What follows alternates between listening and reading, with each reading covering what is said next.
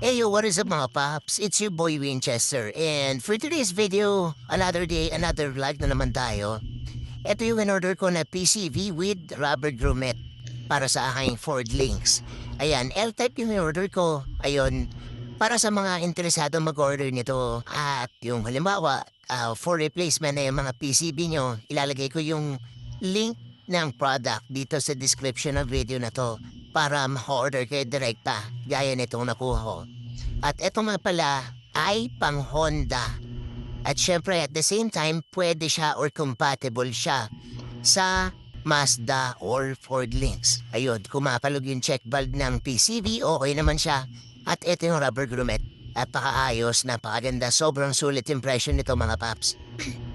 Tapos ito pakita ko sa inyo, install ko na yung bagong PCV. Ayan, kung makikita nyo, luma yan. Sobrang bilis ko lang natanggal talaga yung lumang PCB kasi ang nakalagay dyan ay interior ng gulong or na goma.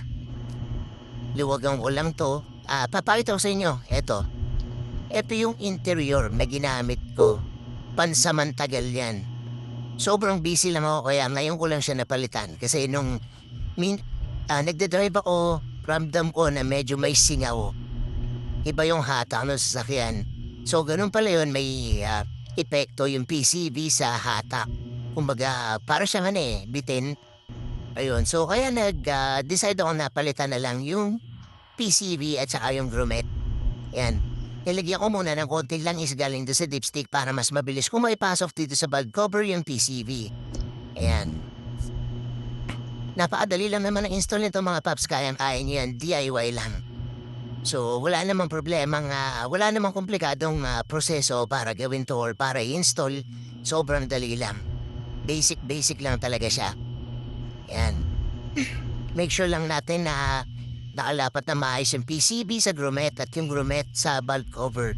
At huwag natin kakalimutan install or ipasok yung hose dito sa PCB. At syempre, huwag natin kakalimutan higpitan yung clamp para wala talaga ng singaw.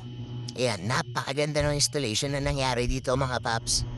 So ayun, kung interesado kayo, visit nyo lang yung description of video na to dito sa YouTube channel ko para maka-order kayo.